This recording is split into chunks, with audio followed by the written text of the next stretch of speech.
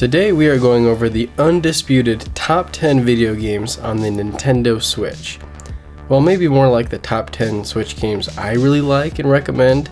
Fitting of its library, I think at this point the Switch is the console I've purchased the most games for, which had me asking what were my favorite experiences. Going through my library of games made me realize for all the games I've played, there are way more I haven't, and so inevitably there will be many omissions on today's list. It's not like the Switch 1 support will be dropped after the release of the Switch 2, but I feel now is as good as any to reflect back on the last 8 years. Let's start things off with maybe a controversial number 10.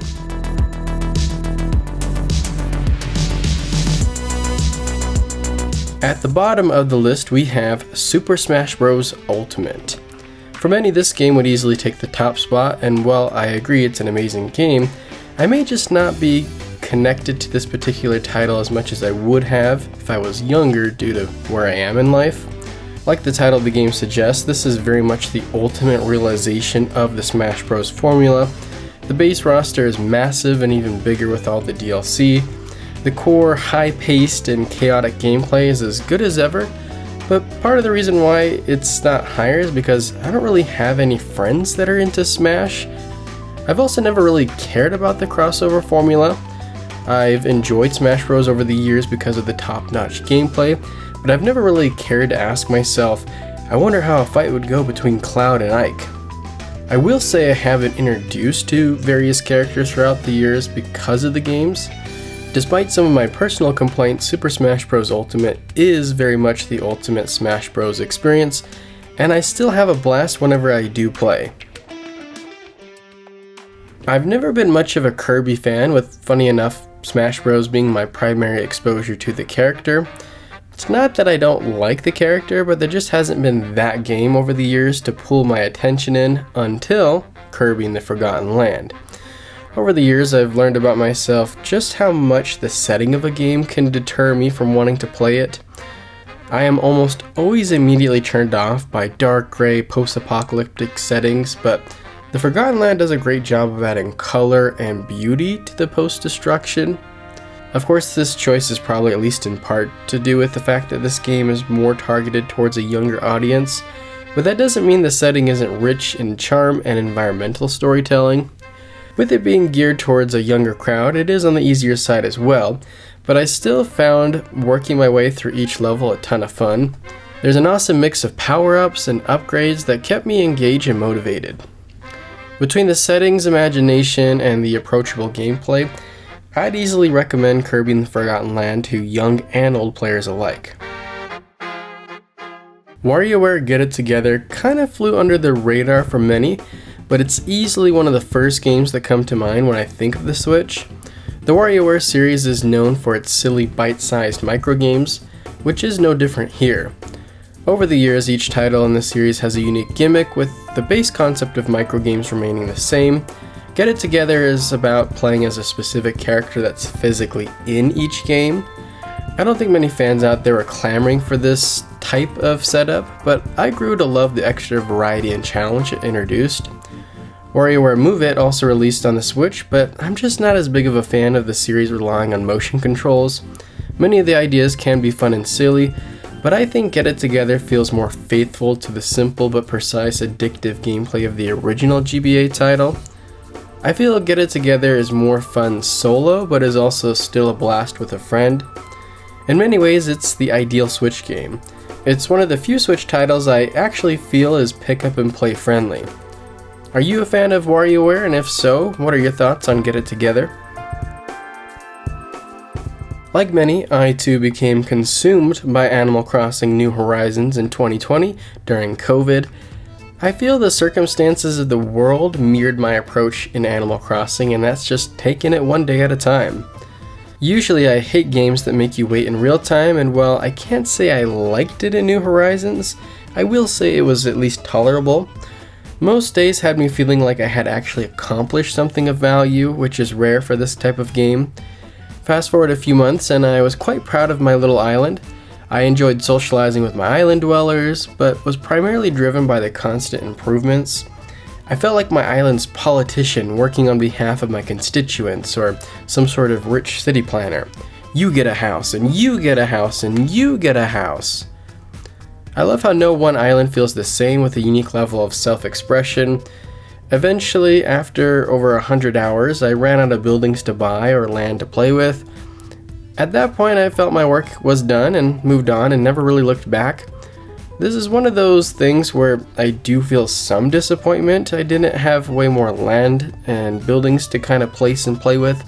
Creating a mini city or chain of islands would have been awesome, but at the same time I do feel satisfied with the time I had invested, so I can't be too mad.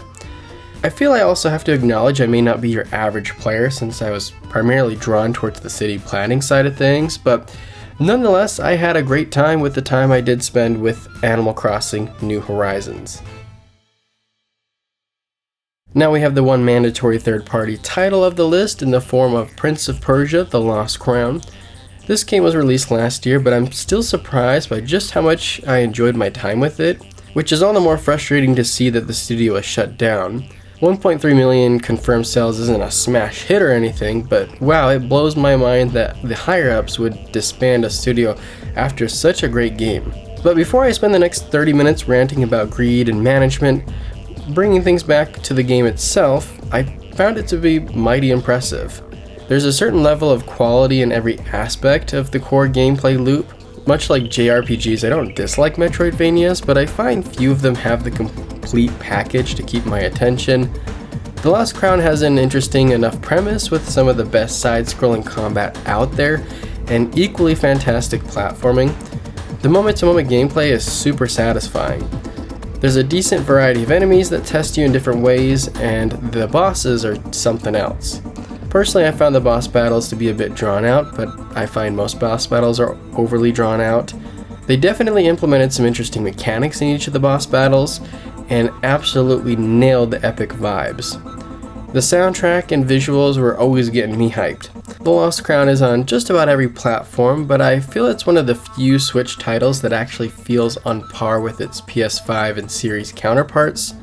If you're one of those people who refuse to make a Ubisoft account, all the more reason to get the Switch version since it's not required there. Super Mario Bros. Wonder is probably the best 2D Mario since Mario World. Not that there's a ton of competition except maybe Yoshi's Island if you count that. While I personally like the new Super Mario Bros. Games and feel they're a little overhated, I will say I think Wonder is just better. Wonder takes the classic 2D Mario formula and goes next level crazy on the creative side. Unlike most games in the series, Wonder takes place in the Flower Kingdom, which looks a bit different to the Mushroom Kingdom even before things get wacky. At its core, the basic platforming is as good as ever, with Mario feeling like a physics-defying gymnast. Every Wonder Flower trip takes you on some adventure you probably would have never guessed, or at least I couldn't have. By the end, no one idea ever felt stale or repetitive. My only real complaint was the lack of connective tissue between each idea and maybe how easy most of the levels were. The implementation of the concepts can feel a little random at times, but the core gameplay loop in Super Mario Bros. Wonder is as fun as it's been in years. For today's list, Mario Kart 8 Deluxe is number 4. I never really know where to place this game because a solid chunk of my playtime over the years was on the Wii U, and so it almost doesn't feel like it belongs on a top Switch list. However, with the extra DLC and some core changes to the Wii U version, it seems sufficient enough to earn a top spot here. Mario Kart 8 might possibly be the most fun game on this list. With over 10 years of playing, I don't necessarily get excited to boot up MK8, but I also never not have fun when I do play. It's still just as fun to day solo, with friends on the couch, or online. Speaking of which, this is one of the few good examples of online reliability. The Switch version of 8 includes the core 32 tracks from the Wii U, as well as the extra 16 that came with those DLCs. Then they were able to double that number to just shy of 100 with even more DLC. 96 quality tracks and sales that just keep adding is mighty impressive for a decade-old game. Mario Kart 8 Deluxe is so good at what it does, Nintendo had to change the formula just to figure out a way to make a worthy successor. Super Mario Odyssey is another title that could easily be moved around on this list depending on the day of the week, But regardless of where it's placed, Odyssey is truly a top tier 3D Mario. Movement is amazing, with every little jump or pivot feeling polished to a T. The different levels and hubs do a great job of spicing up the world's structure, of the usual suspects of biomes to some more creative and unique locations. Also, I feel Odyssey does an especially good job of incorporating unique gameplay mechanics into every area. Each location feels like a whole new adventure over just a change of backdrop. You may feel like you're on some sort of jungle adventure or part of a city parade. New to this title is the Cappy power-up, where instead of Mario putting on a super-powered costume, he becomes the object or creature. While I'll always be a sucker for the more traditional power-ups, Odyssey's approach and overall feel has an undeniable charm to it. From the world building, to the animations, to the music, there's a lot of character here. No game is perfect, but I struggle to point out any real flaws with Super Mario Odyssey because it's just amazing. At the launch of the Switch, many were already considering The Legend of Zelda Breath of the Wild to be one of the greatest games ever made. I struggled to get into Breath of the Wild, but after 3 attempts I did eventually come around to getting some of the love that's thrown at it. I was definitely one of those people who didn't like the durability mechanics in Breath of the Wild, and honestly still don't. But once I was able to put myself in the mindset of a survival adventure game, I was able to find some of the bliss of exploration that people had been talking about. Even though I grew to like it, I still don't consider Breath of the Wild to be one of my favorite games. But Tears of the Kingdom, on the other hand, is number 2 on this list. When making a sequel to a game many consider to be perfect, changes are almost inevitably going to be at least a little divisive. But with this particular case, I found many were for the better. Take the durability mechanics just mentioned. I don't find it nearly as frustrating that everything breaks all the time when I have a constant selection of items I can mix and match into something genuinely useful with the new fuse ability. Building stuff is creatively stimulating and rewarding, which kept me wanting to play for longer. The elements I liked from Breath of the Wild are still here, like climbing and exploration, but as a whole, Tears of the Kingdom feels like it's encouraging me to play more. I could go on, but for me, emphasis is on me. Tears of the Kingdom takes a great game and elevates it to amazing with all the new mechanics and improvements to the formula. According to the official sales figures, Super Mario Maker 2 isn't likely to be one of your favorite Switch games, but it is mine. Selling only a fraction of the units compared to its predecessor on the Wii U is undeniably a disappointment. Like many of the direct sequels that came from the Wii U to the Switch, Maker 2 isn't a massive step up or revamp on the original formula, but it is overall an enjoyable improvement. There are just so many ways you can interact and play with objects. The active level creation is largely free-flowing and inviting. Mix that with my love of 2D Mario and you have a dream concept of a game. Just messing around in the level editor is a ton of fun. I spent countless hours just workshopping ideas. For how many hours I've put into Mario Maker, you'd think I would have better levels, but I still had a blast watching others work their way through my creations. Playing others' creations is a bit more of a mixed bag, since there are a ton of amazing levels to discover that can rival that of Nintendo, but they're often buried in a lot of slop that you have to dig through to find. There was a great selection of genres and subgenres of levels that kept the platform feeling constantly fresh, at least for the time that it lasted.